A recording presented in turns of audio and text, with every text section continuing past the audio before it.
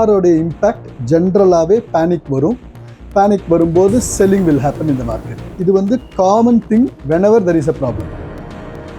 Investments in equity itself is a marathon. It's not a sprint, it's a marathon. You have to run for a longer period of time. Time இந்த market அப்படின்னு சொல்லுவாள் எப்பயுமே இருக்கணும். And எல்லா ஆப்பர்ச்சுனிட்டிஸ்லையும் invest பண்ணிகிட்டே இருக்கணும். when the markets are going up, keep investing. when the markets are coming down, keep investing. So இன்னைக்கு பாயிண்ட்ல if somebody have to invest அப்படின்னா it's a good opportunity to invest. ஏன்னா from the peak the pendulum has moved closer to the fair value. இங்கிருந்து it can even fall, we don't know. இன்னொரு 10% market fall ஆகுது, 15% market fall ஆகுது, nobody can guess it. So IT sector is going through a beating. அதனால என்ன ஆகுது, from the 52-week high it is coming down to 52-week lows.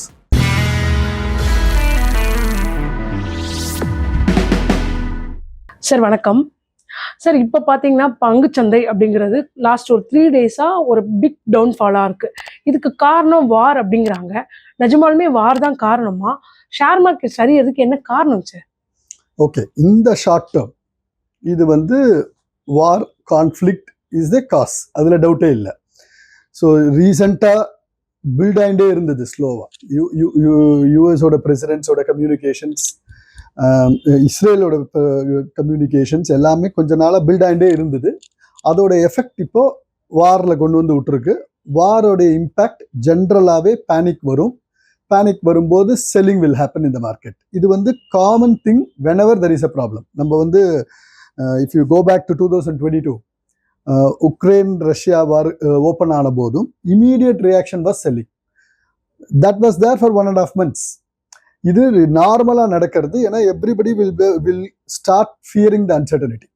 அந்த uncertainty தெரிகிற வரைக்கும் selling இருக்கும். இது natural process. But over a period கொஞ்சம் கொஞ்சமாக கிளாரிட்டி எமர்ஜ் ஆக ஆக ஆக confidence building will happen. then market will normalize. This is very common. So இது short term conflict நால வர selling. People need not get panicked about it, but rather they can think it as an opportunity. Sir இப்போ இந்த panic வந்ததுனால தான் சொல்றீங்க. இது எவ்வளவு நாள் நீடிக்கும் சார்? இது வந்து யாராலுமே சொல்ல முடியாது. Like for an example, again I will take a reference of Ukraine Russia war.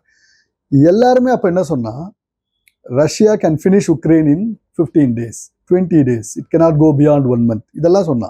Now it looks like 3 years have gone. The conflict is not yet over. They are talking peace. ஒரு பக்கம் வாரும் இன்னொரு பக்கம் போயிட்டு இருக்கு. So we don't know when a war can complete, when a conflict can get resolved. தெரியவே தெரியாது. Russia is mightier than Ukraine. So it's very easy. அப்படிதான் நினைச்சா. But it didn't happen in that way. Similarly, இன்னைக்கு பார்த்தா US is mightier than Iran. So அதனால it's easy. இப்போ வந்து US and Israel together will become big against Iran அப்படின்னு நினைக்கிறோம். But we don't know. இது எப்படி போகும், அவங்களுடைய ஸ்ட்ரென்த் என்ன, இவங்களுடைய ஸ்ட்ரென்த் என்ன, how they will drag it.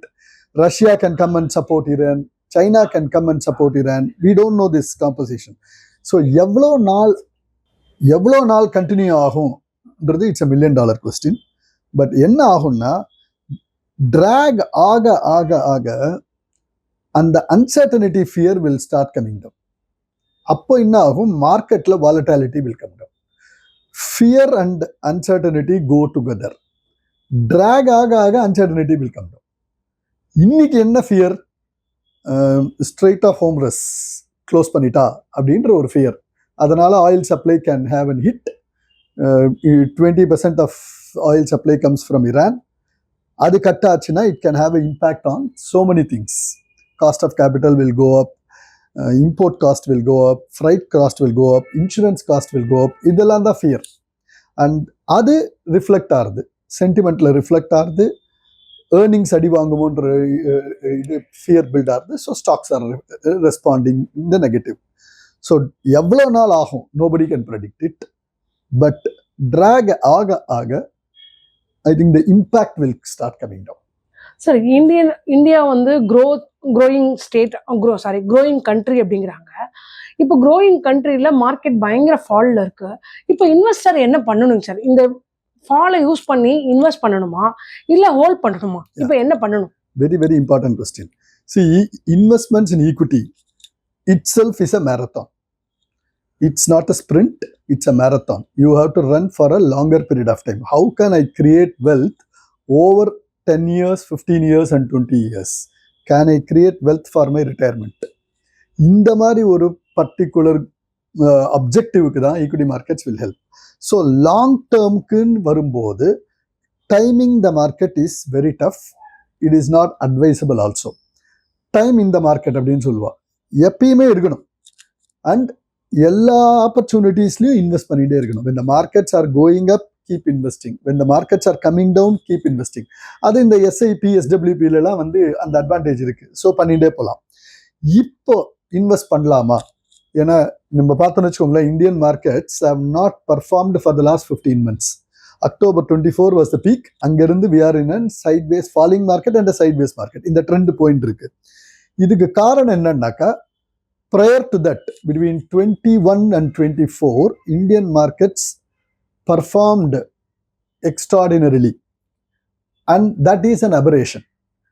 எல்லாருக்கும் 20% கிடைச்சது, 25% கிடைச்சது அப்படிலாம் நினைச்சா. And youngsters who came into the markets during that period, அந்த 21-24 period, they all made money and they all thought that that's actually possible forever, which is not the case. So mean reversion ஒன்று எப்போயுமே இருக்குது. Pendulum இப்படி move ஆச்சுன்னா நேச்சுரலாக இந்த பக்கமும் pendulum வரும். பெண்டுலம் இந்த பக்கம் வரும்போதும் ஃபியர்லேயும் ஒரு எக்ஸஸ் இருக்கும், யூஃபோரியாலையும் ஒரு எக்ஸஸ் இருக்கும். இப்படி தான் பெண்டுலம் ஸ்விங் ஆகிட்டு இருக்கும். So you have to be there everywhere. So இன்னைக்கு பாயிண்ட்ல if somebody have to invest அப்படின்னா it's a good opportunity to invest. ஏன்னா from the peak the pendulum has moved closer to the fair value. இங்கிருந்து it can even fall, we don't know. இன்னொரு 10% market fall ஆகுது, 15% market fall ஆகுது, nobody can guess it. But அந்த excess வேல்யூவேஷன்ல இருந்து கம்மியாக இருக்கு இஸ் அ பாசிட்டிவ் திங்.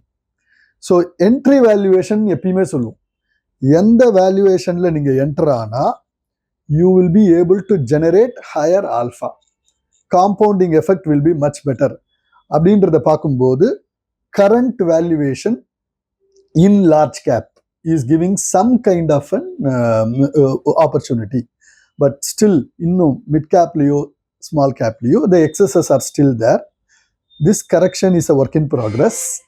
இறங்க fair value க்கு க்ளோஸா வரும்போது we can start adding. இந்த ஃபேர் வேல்யூக்கு க்ளோஸா வரும்போது ஆட் பண்ணுறீங்க. இந்த ஃபேர் வேல்யூவை ஒரு இன்வெஸ்டர் எப்படி கண்டுபிடிக்கணும் சார்? ஸோ அது வந்து ரீட்டைல் இன்வெஸ்டர்ஸ்க்கு it may be an tough task. ஏன்னா அட்வைசர்ஸ்க்கு இட்ஸ் அ சேலஞ்ச்.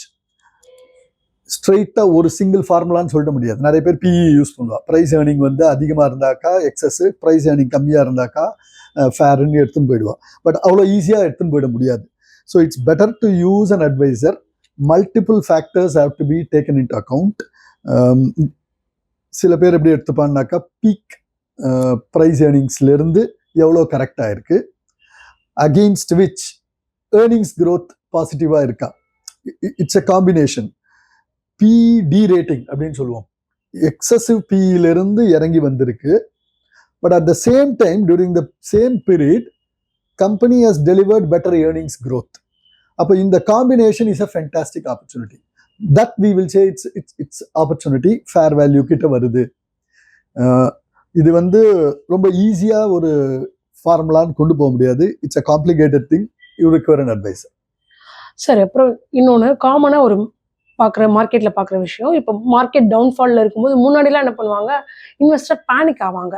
இப்போ இது வாங்குறதுக்கான ஆப்பர்ச்சுனிட்டி புரிஞ்சுக்கிறாங்க. ஆனால் என்ன பண்ணுறாங்கன்னா, எந்த ஸ்டாக்லாம் 52 வீக் லோ இருக்கோ அதில் போய் கண்ணை மூடிட்டு போடுறாங்க. இது கரெக்டான அப்ரோச்சா? ஒரு ஸ்டாக்ல இன்வெஸ்ட் பண்றதுக்கு முன்னாடி, அதுவும் இந்த மாதிரி டவுன்ஃபால்ல இன்வெஸ்ட் பண்றதுக்கு முன்னாடி என்னெல்லாம் கவனிக்கணும் சார்? இந்த 52 வீக் ஹை, 52 வீக் லோ அதெல்லாம் வந்து ரொம்ப அப்ஸ்ட்ராக்ட் டூல்ஸ். அப்படியே எடுத்து பண்ணிட முடியாது. சம்டைம்ஸ் என்ன ஆகும், you will go through a valuation drop. The companies moat ஏதாவது வந்து வீக்காக இருக்கலாம், வி டோன்ட் நோ தட். அவங்களுடைய sector will be going through some difficulties. இப்போ let us take IT sector. There is a disruption which is happening. AI எப்படி shape ஆகும் தெரியாது. So immediate reaction is panic. So IT sector is going through a beating. அதனால என்ன ஆகுது, from the 52-week high it is coming down to 52-week lows. So இதனால shall we buy அப்படின்னா அது ஒரு பிளைண்டாவோ இல்லை தம்ரூலாவோ எடுத்துட முடியாது. We have to wait and see whether this disruption is going to impact the sector or will it create a new opportunity. இதுக்கு you need some more information, some more data, some more time to understand. அது மாதிரி தான் எல்லா செக்டாருக்குமே இருக்கும். நம்ம let us take for an example Hindustan Unilever or ITC, Nestle, இந்த மாதிரி stocks which are large caps which are doing very well, fundamentally strong companies with good balance sheet with strong management has not delivered returns for 3-4 years continuously. So இந்த 52-week லோவை வச்சு ஒரு பேஸா வாங்கலாமான்னாக்கா it's not a right approach. We have to understand அந்த செக்டார்ல what is the pain which is going on, why consumption is weak, rural consumption weak, urban consumption weak, inflationனால ஒரு issue வருதா or deflationனால issue. So many factors come into play. தெரியாம வெறும் stock price 52-week high or 52-week low இதை வச்சு நான் decision எடுக்கிறேன்றது it's a risky proposition. Studying the balance sheet, understanding the industry, top down bottom up எல்லாமே தெரிஞ்சு பண்ணியிருந்தாக்க it's a good approach to take a call. Sir அப்புறம் இன்னொரு scenario பார்க்க முடியும். இப்போ இந்த மாதிரி ஒரு போருக்கான பதட்ட சூழல் நிலவும் போது ஆட்டோமேட்டிக்காக வந்து டிஃபென்ஸ் ஸ்டாக்லாம் ஏறிடும், அப்படி டிஃபென்ஸ்ல போய் இன்வெஸ்ட் பண்ணுவாங்க. இது ஒரு கரெக்டான அப்ரோச்சாங்க சார்? அகெயின் திருப்பி நம்ம வந்து எப்பயுமே என்ன பேசுறதுன்னா என்ட்ரி வேல்யூவேஷன் அப்படின்றது very important. At what valuation you are entry. Sector got an opportunity, no doubt, because world is going through conflict. When there is a conflict, war is a higher probability. It can happen in 1 year, 2 years, we don't know that. But countries will start building their defense capabilities. So the investment on defense as a percentage of GDP for every country, they will keep increasing because they have to secure their country. So another defense companies will have a better opportunity. There is no two doubt on this.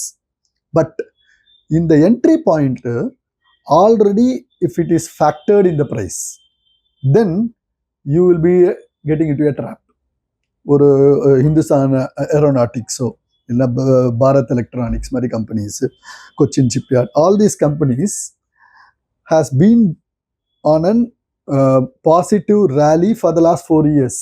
Post covid, post Ukraine Russia பீரியட்லேருந்து build ஆயின் போயின்னு இருக்கு. So they are being in an excess valuation for quite some time. And the excess valuation can continue for more period until conflicts are continuing. We don't know that. But entry valuation is very important. In the entry valuation la நம்ம invest பண்ணணுமா அப்படின்னாக்கா the investor should have the capability to stomach the volatility. The risk appetite should be very high. Holding period should be very high. Even if those stocks fall, you should be in a position to hold or you should be in a position to add. Short term ku koodadu.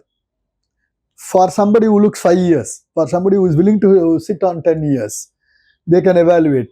Slowly add பண்ணலாம், இந்த மாதிரி calls எடுக்கலாம். But இது ஒரு opportunity. Can I do a short term trade and make money? Not advisable. Okay sir. Sir இப்போ short டேர்மில் வாங்கக்கூடாது, long டேர்மில் வாங்கிக்கலாம். இப்போ இந்த மாதிரி டவுன்ஃபாலில் வாங்கும்போது மொத்தமாக கையில் இருக்க காசை ஃபுல்லாக போட்டு வாங்கிடலாமா, இல்லை நீங்கள் சொன்ன மாதிரி எஸ்ஐபி மெத்தடில் ஸ்டாக்ஸில் இன்வெஸ்ட் பண்ணலாமாங்க sir? Two things. One is it is always good to have an SIP model. Mutual ஃபண்ட்ஸில் எஸ்ஐபியாக போடுறது தான் மோஸ்ட் சேஃபஸ்ட் திங்ஸ். இது இந்தியாவில் வந்து mutual fund industry is one of the best in the world. So they have been delivering a phenomenal returns across all AMCs. இந்த AMC அந்த ஏஎம்சின்னே இல்லை, generally they have been contributing to wealth creation for people. So that's the best way to do.